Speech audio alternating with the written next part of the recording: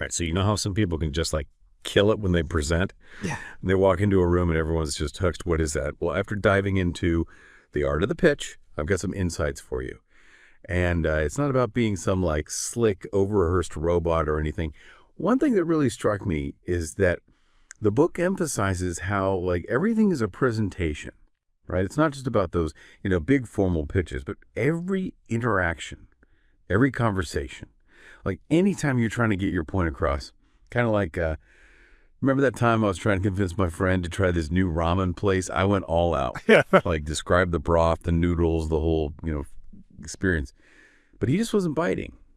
Then I mentioned they had this incredible spicy chili oil and his eyes lit up.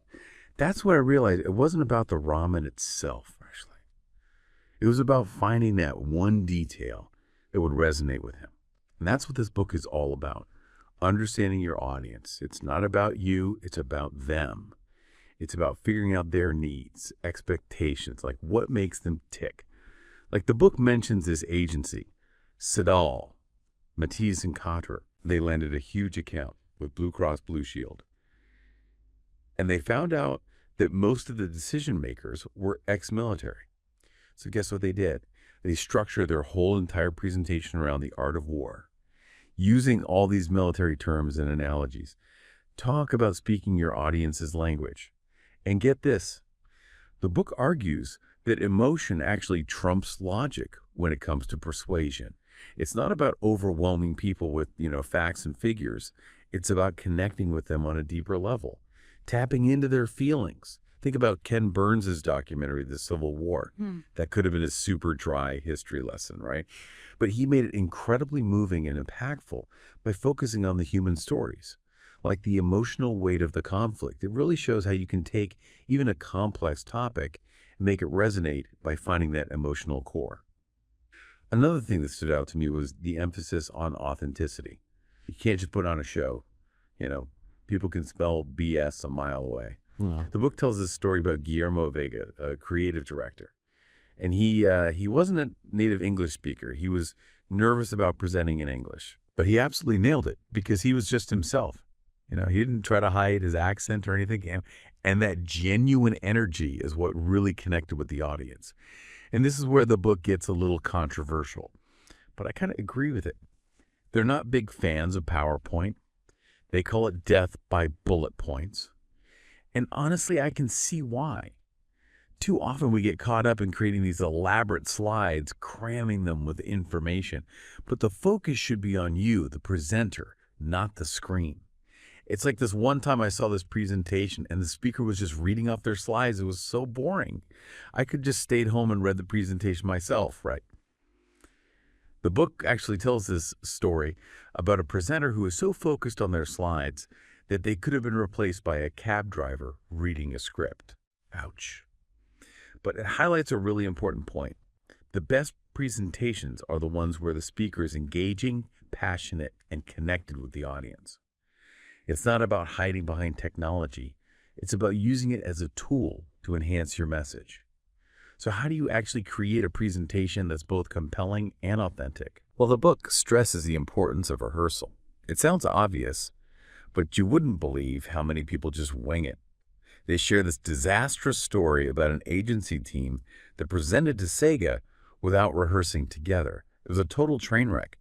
Rehearsing not only helps you nail your delivery, but it also gives you a chance to fine-tune your message and make sure everyone's on the same page. And here's a little nugget that really resonated with me. The book talks about the so language. Those filler words like, we all use them, right? But they can really undermine your credibility and make you sound less confident. It's like imagine a lawyer standing in court saying, Your Honor, we believe that our client is innocent, not exactly inspiring confidence, right? So being mindful of our language and using clear, concise words can make a huge difference in how we come across. But it's not just about the words we use, it's about how we use them. The book talks about this thing they call punctuation for impact. Like when we're writing, we use commas, periods, all those things to add emphasis and create rhythm, right? Well, we can do the same thing when we're speaking. Think about using pauses, changes in volume, even movement to keep your audience engaged. And highlight those key points. They tell this story about Cindy Gallup, this advertising executive. She was giving a presentation and she noticed that one of the clients had this like totally confused look on their face. And she just stopped and was like, "What's that?" And it turned out they were completely misinterpreting what she was saying. It just made me realize how easy it is to assume everyone's following along when they might be totally lost, right? Sometimes just a well-placed pause or a change in tone can make all the difference. And you know, one thing I've always struggled with is that line between confidence and arrogance. It's like you want to be assertive and passionate about your ideas, but you also don't want to come across as a jerk, right? The book says it all comes down to authenticity. If you genuinely believe in what you're saying and you're focused on connecting with your audience, the confidence will come naturally. But if you're just trying to, put on a show, people will see right through it. Speaking of authenticity, the book also stresses the importance of having a point of view. Why should anyone listen to you if you don't have something unique to say? It's like I went to this marketing conference one time, and there was this speaker who's just like regurgitating all these generic industry trends. It was so boring. I wanted to hear their take on it, their perspective, what made them stand out from the crowd. And that's what the book encourages, figuring out what makes you different, what you stand for. And then just communicating that clearly and passionately. It's about having the courage to be yourself and not being afraid to challenge the status quo. They also talk about the importance of really knowing your agency or yourself, right? Like, what are your core values, your mission? It's not just about saying the right things. It's about actually living those values in everything you do. Now, when it comes to the actual content of the presentation, the book recommends this ATSEATION format. It stands for attention, capsule, theme, information, open to listen, and next steps. Makes a lot of sense, right? First, you got to grab the audience's attention. Then you lay out your key message in a concise way. You develop a theme that ties everything together. Present your information clearly and compellingly. Stay open to feedback. And then tell people what you want them to do next. And of course, we got to talk about the deck, as the book calls it. They're pretty brutal about PowerPoint, saying most decks are just death by bullet points.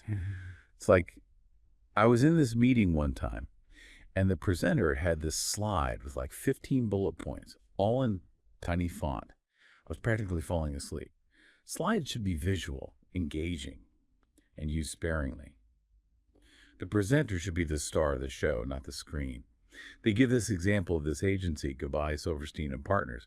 They did this amazing presentation for Sega back in the day. They didn't just use slides. They transformed their whole office into this like Sega-themed experience. They had like video game experts, even a guy in a Sonic costume. Talk about making an impression. But beyond all the bells and whistles, the book stresses the importance of really knowing your audience. It's not just about demographics, but their values, their interests, their pain points. Like, remember that agency, Siddall, Madison, Corder, the one that won the Blue Cross Blue Shield account? By tapping into the client's military background. It just goes to show that putting in that extra effort to understand your audience can make all the difference. Because at the end of the day, a presentation is all about connection, right? It's about building a bridge between you and your audience, sharing your ideas in a way that's engaging and impactful. Okay, so we've talked about the big picture stuff, right?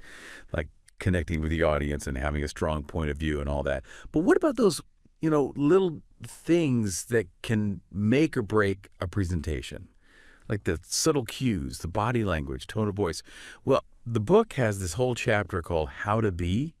And it's full of practical tips. Like, they talk about projecting confidence. Even if you're feeling like a nervous wreck on the inside, fake it till you make it, right? Yeah. I remember this one time I had to give this presentation to a group of investors, and I was so nervous. But I just took a deep breath, put on my best confident face, and went for it. And you know what? It actually worked. Like, I actually started to feel more confident as I went along.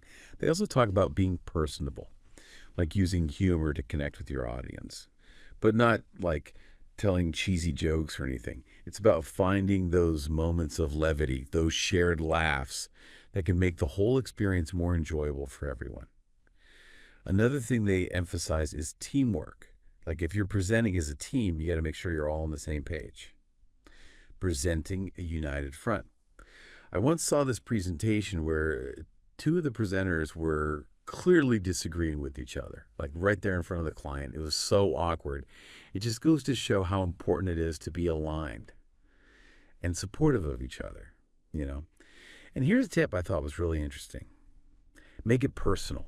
Share a story or an anecdote, something that reveals a bit of your personality. It helps you connect with your audience on a human level, makes you seem more relatable. Now, I know what some of you are thinking. What if I'm just not a natural presenter? Well, the book has some reassuring words for you. The key is to be yourself. Forget about trying to be some polished, charismatic speaker. Just be genuine. Let your personality shine through and focus on connecting with your audience. And yeah, the book even tackles the elephant in the room, the fear of public speaking. I mean, it's a pretty common fear, Yeah. right? They offer some helpful tips, like practicing deep breathing, visualizing success. They're just remembering that it's just a conversation, you know? You're just sharing your ideas with people. So what's the big takeaway here? I think the art of the pitch reminds us that powerful presentations aren't about memorizing a script or putting on some kind of show. It's about connecting with your audience, sharing your ideas in a way that's compelling and authentic, and just having the courage to be yourself. Because at the end of the day, it's not about the slides or the technology or the fancy tricks, you know. It's about the human connection. It's about making people feel something, inspiring them, moving them to action. And that's something we can all strive for, right?